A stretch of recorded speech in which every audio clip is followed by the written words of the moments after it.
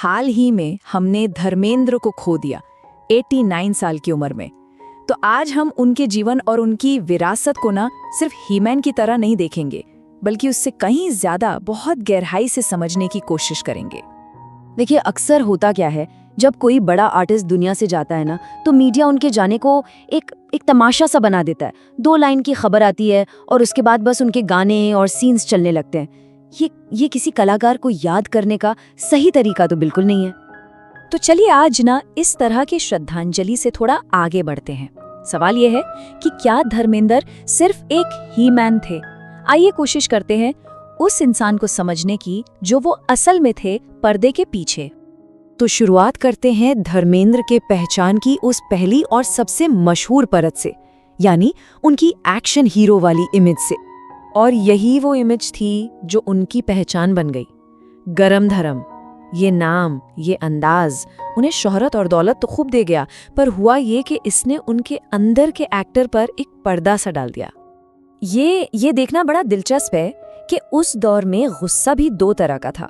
एक तरफ अमिताभ बच्चन का एंग्री यंग मैन वाला गुस्सा था जो सिस्टम के खिलाफ था, एक सोचा समझा गुस्सा। और दूसरी तरफ था धर्मेंद्र का गुस्सा। वो बहुत पर्सनल, बहुत इम्पल्सिव था। मतलब जब उन्हें गुस्सा आता था तो स्क्रीन पर साफ दिखता था कि भाई अब ये किसी को नहीं छोड़ने वाले। तो सवाल फिर वही आता है, क्या एक्शन हीरो ही उनकी पूरी कहानी थी? और यही सवाल हमें उनकी पर्सनालिटी की उन लेयर्स तक ले जाता है जिन्हें ही मैन वाली इमेज ने ना अक्सर छुपाए रखा। तो चलिए अब इस पहली परत को हटाते हैं और उस कमाल के एक्टर को देखते हैं जिसके सबसे बेहतरीन काम को, सबसे शानदार परफॉर्मेंसेस को बड़े बड़े अवार्ड्स ने हमेशा नजरअंदाज किया। एक्शन से हटकर देखें तो उनकी एक्टिंग की रेंज बहुत बड़ी थी। जरा सोचिए, अनुपमा के वो सेंसिटिव हीरो, और फिर चुपके चुपके के प्रोफेसर परिमल त्रिपाठी। उन्होंने हर रोल में सच में जान डाल दी। इन्हीं फिल्मों में तो एक्टर धर्मेंद्र की असली झलक देखने को मिलती है। और ये स्लाइड ना इस आयरनी को, इस विडंबना को बहुत साफ दिखाती है। सत्यकाम जैसी फिल्म, जिसे खुद धर्मेंद्र और ऋषिकेश मुखर्जी अपनी बेस्ट फिल्म मानते थे, उसे बेस्ट फिल्म का नेशनल अवार्ड तो मिला, पर धर्मेंद्र को एक्टिंग के लिए कुछ नहीं। और यही कहानी अनुपमा और चुपके चुपके के साथ भी हुई। ये कहानी तो सच में दिल तोड़ने वाली है। उन्होंने खुद एक बार बताया था कि वो हर साल फिल्म फेयर अवार्ड के लिए एक नया सूट सिलवाते थे, इस उम्मीद में कि शायद इस बार अवार्ड मिल जाए, पर कभी नहीं मिला। और जब आखिरकार इतने सालों बाद उन्हें लाइफ टाइम अचीवमेंट अवार्ड मिला, तो उन्होंने बिना किसी झिझक के अपना वो दर्द सबके सामने रख दिया। तो चलिए अब एक्टर से थोड़ा और आगे बढ़ते हैं और उस इंसान को जानते हैं जो वो असल में थे, उनके पैशन, उनके कैरेक्टर और उनकी असली पहचान को।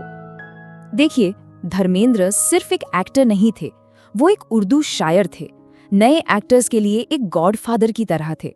और उनका सेल्फ रिस्पेक्ट, उनका स्वाभिमान, वो इतना जबरदस्त था कि जब काजल फिल्म के सेट पर राजकुमार ने उन्हें मजाक में पहलवान कह दिया तो वो उनसे भिड़ गए थे।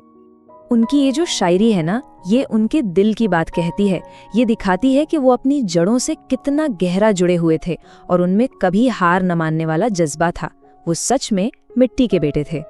उनकी दरियादिली के किस्से तो खैर बहुत मशहूर हैं। एक किस्सा है कि जब एक फिल्म में उन्हें अपने दोस्त एक्टर जीवन के बेटे किरण कुमार को थप्पड़ मारना था, तो उन्होंने साफ मना कर दिया। सोचिए, ये उनकी दोस्ती और उनके उसूलों की एक छोटी सी मिसाल है। और अब आखिर में बात करते हैं उनकी असली विरासत की। वो विरासत जिसे अवार्ड्स में नहीं बल्कि जनता से मिले बेशुमार प्यार से मापा जाता है। तो बात ये है कि अवार्ड्स मिले हों या ना मिले हों, लोगों का प्यार उन्हें हमेशा मिला। और 1987 का साल इसका सबसे बड़ा सबूत है। सिर्फ एक साल में 1 या 2 नहीं, पूरी 7 फिल्में बॉक्स ऑफिस पर हिट हुईं। ये उनकी पॉपुलैरिटी का वो लेवल था जिसे कोई अवार्ड कभी माप ही नहीं सकता था। वो असल में जनता के स्टार थे और खास तौर पर गांव के। सिनेमा को गांव-गांव तक पहुंचाने में उनका बहुत बड़ा हाथ था। कहा जाता है कि पंजाब और हरियाणा से लोग ट्रैक्टर ट्रॉलियों में भरकर शहरों में सिर्फ उनकी फिल्में देखने आते थे। और अपनी जिंदगी के आखिरी सालों में वो वापस अपनी जड़ों की ओर लौट गए। मुंबई की चकाचौंध से बहुत दूर लोनावला के अपने फार्म हाउस पर वो फिर से एक किसान बन गए। उनके जो सोशल मीडिया वीडियोस आते थे उनसे साफ पता चलता था कि उन्हें खेती बाड़ी में कितना सुकून और कितनी खुशी मिलती थी। तो ये पूरी कहानी हमें एक सवाल के साथ छोड़ जाती है कि किसी आर्टिस्ट की विरासत का, उसकी कीमत का असली पैमाना क्या है। शेल्फ पर रखी कुछ ट्रॉफियां या फिर वो प्यार जो उन्हें लोगों से मिला और हमेशा हमेशा मिलता रहेगा।